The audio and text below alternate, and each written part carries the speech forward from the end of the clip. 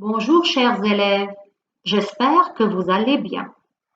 Aujourd'hui, nous allons apprendre une nouvelle leçon de conjugaison qui s'intitule Le plus que parfait. Lisons d'abord les phrases proposées. Le dépliant que Rami avait lu spécifiait bien qu'il n'y avait aucun danger. Sa mère était partie quand il se réveilla. Question 1. Relevez les verbes conjugués à un temps composé. Bravo! Les verbes sont, avait lu, était parti. Question 2. Observez la construction de ces verbes à ce temps. Que remarquez-vous? Très bien, ces verbes sont formés de deux éléments, de l'auxiliaire avoir ou être, suivi du participe passé du verbe. Question 3. À quel temps les auxiliaires avaient et étaient sont-ils conjugués? À l'imparfait, c'est vrai. Question 4. Savez-vous comment s'appelle ce temps de conjugaison formé de deux éléments dont le premier élément est l'auxiliaire conjugué à l'imparfait et le deuxième est le participe passé?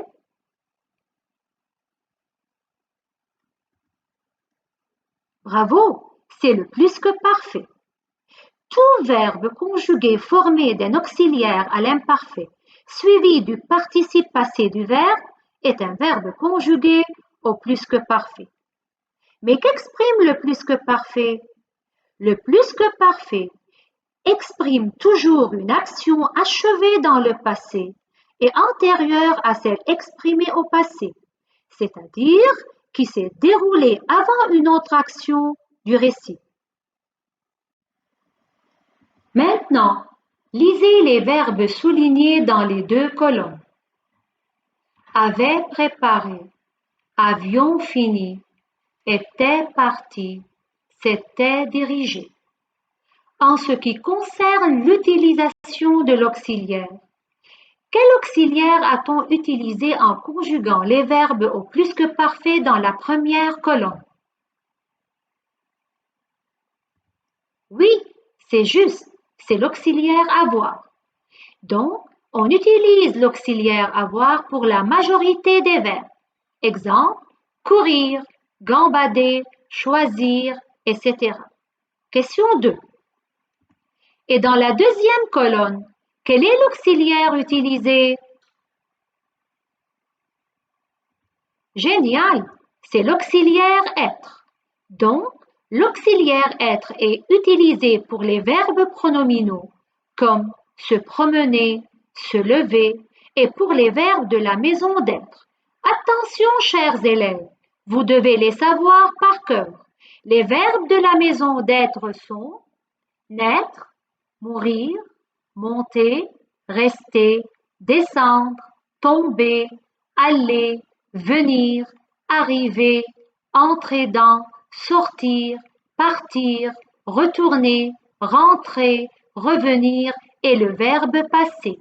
Tous ces verbes de la maison d'être se conjuguent avec l'auxiliaire être.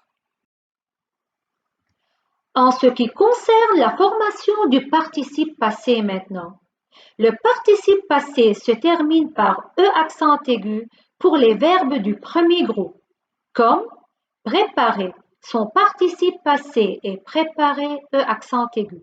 Vous remplacez alors ER par E accent aigu. Le participe passé se termine par I pour les verbes du deuxième groupe, comme finir, fini, I. Vous remplacez encore IR par I. Et le participe passé se termine par I, U, IS, T pour les verbes du troisième groupe, comme sortir, son participe passé sorti I, recevoir, reçu U, mettre, mis, IS, couvrir, couvert, T. Dans cette partie, découvrons l'accord du participe passé. Lisez les phrases A et B.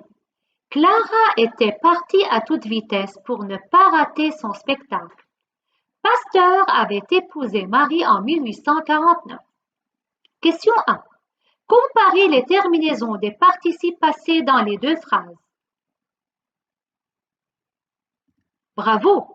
Dans la première phrase, le participe passé parti se termine par un E muet. Dans la deuxième phrase, le participe passé épousé se termine par E accent aigu. Question 2. Justifiez l'accord du participe passé.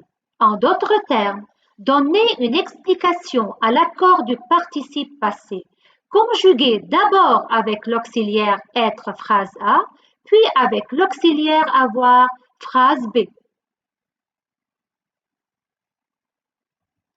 Super! Vous n'avez pas oublié les explications. Dans la phrase A, le participe passé parti est conjugué avec l'auxiliaire être. Alors, il s'accorde toujours en genre et en nombre avec le sujet. Et dans ce cas, le sujet Clara est un nom féminin. Alors, on a ajouté un E muet à la fin du participe passé. À partir de la phrase B, Pasteur avait épousé Marie en 1849. Je vais vous expliquer une nouvelle notion. Quand le participe passé, comme épouser ici, est conjugué avec l'auxiliaire avoir, il ne s'accorde pas avec le sujet, mais avec le complément d'objet direct, c'est-à-dire le COD, s'il est placé avant le verbe. Les compléments d'objet direct placés avant le verbe sont les pronoms le, la, les, l'apostrophe et que. Et dans ce cas, il n'y a pas de COD avant le verbe. Alors, le participe passé épousé se termine tout simplement par E accent aigu. Modifions maintenant la phrase B. Pasteur avait épousé Marie en 1849. Elle sera Pasteur l'avait épousée en 1849. L'apostrophe ici remplace Marie d'après la première phrase. Pourriez-vous expliquer comment le participe passé est accordé dans la deuxième phrase? Chers élèves, appliquez la règle du participe passé conjugué avec l'auxiliaire avoir. Super! Le participe passé épousé est conjugué avec l'auxiliaire avoir. Alors, il ne s'accorde pas avec le sujet, mais avec le COD s'il est placé avant le verbe. Et dans ce cas, le COD l'apostrophe est placé avant le verbe. Il remplace Marie, un nom féminin. Pour cela, épouser se termine par un E muet. Maintenant, c'est la mise au point. Attention, c'est à retenir. Le plus que parfait sert à exprimer un événement achevé dans le passé et qui s'est déroulé avant un autre événement du récit. Il est formé de l'auxiliaire avoir ou être, conjugué à l'imparfait, suivi du participe passé du verbe. Il s'agit de deux verbes conjugués au plus que parfait. L'un avec l'auxiliaire être, exemple le verbe tomber. L'autre avec l'auxiliaire avoir, exemple le verbe choisir.